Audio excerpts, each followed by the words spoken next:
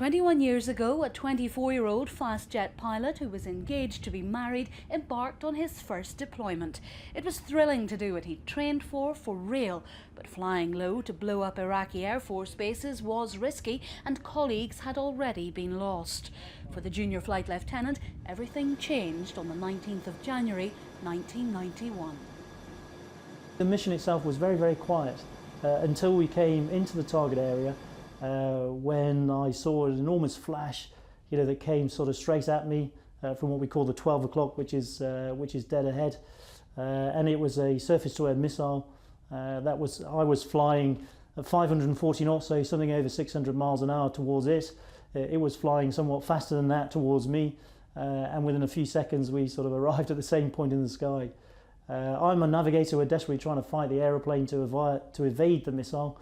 But it exploded very close to our aircraft and caused it to sort of catastrophically fail. Had a hydraulic fire, had a fire in the navigator's cockpit, and the canopy was blown off.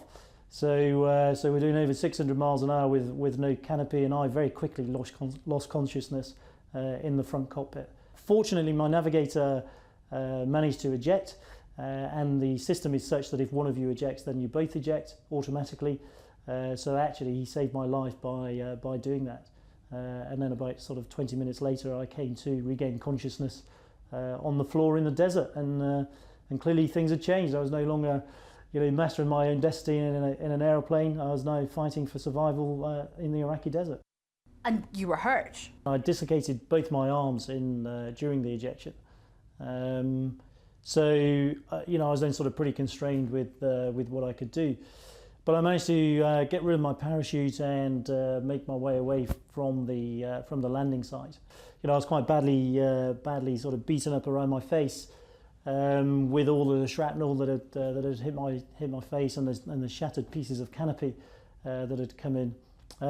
So I was in a sort of pretty poor way, but still walking wounded. So I managed to keep ahead of the Iraqis for about sort of 12 hours, but eventually.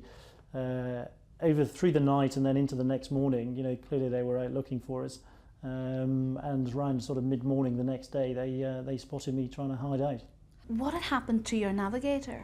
Well, initially, I wasn't aware of what had happened to him. In fact, actually during the ejection on the landing, he was very badly injured as well, and so actually he was in a worse state than I was. But initially I thought, because obviously I realised that he must have ejected us, that he was probably in a better state than I was, and sort of wondered whether he'd managed to make good an escape.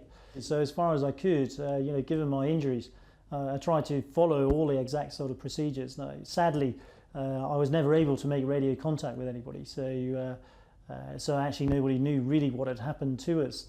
So you're taken captive by the enemy. Are you thinking, that's it, this is the end? Well, it's certainly a situation that you're not entirely untrained to deal with, but clearly it's very much into the unknown. And I suppose the worst thing to cope with was the uncertainty. How long is it going to last? How is it going to finish? And what do I do next? How am I going to cope with the various experiences that I know are about to come up? How were you treated? The treatment there was respectful. It was non-violent. They asked me questions, I refused to answer them, but they gave me some sort of rudimentary medical treatment. But then eventually they turned around to me and said, "Mr. David, if you don't answer the questions here, you'll have to go to Baghdad, and there they will make you answer the questions." And then, after several hours, I was put in a jeep and driven off to Baghdad. You're going to be interrogated. That's not in any doubt. You know that you're going to come under some sort of physical barrage. You're blindfolded, so you're sort of trying to work out how long you've been travelling and things like that. In the back of your mind, of course, is any sort of opportunity to escape, but in reality you really know that that's a bit of a forlorn hope, with an armed guard, blindfolded, 2 dislocated arms, no equipment, but nonetheless it's in the back of your mind. And of course there's that sort of great trepidation of thinking about what's coming next.